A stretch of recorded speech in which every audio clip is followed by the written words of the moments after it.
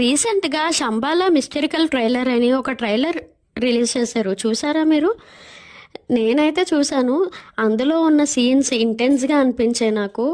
Horror scenes ఉన్నట్టు అనిపించాయి. అలాగే బీజిఎం కూడా చాలా ఇంటెన్స్గా మనల్ని ఎంగేజ్ చేస్తున్నట్లున్నాయి. మీకేమనిపించింది ట్రైలర్ చూసాక? కామెంట్ చేసేయండి. అలాగే మూవీ వచ్చాక ఫుల్ రివ్యూతో మీ ముందుకు వచ్చేస్తా. ఈ డిసెంబర్ 25న Eesha and Shambhala 2 horror movie releases ఉన్నాయి.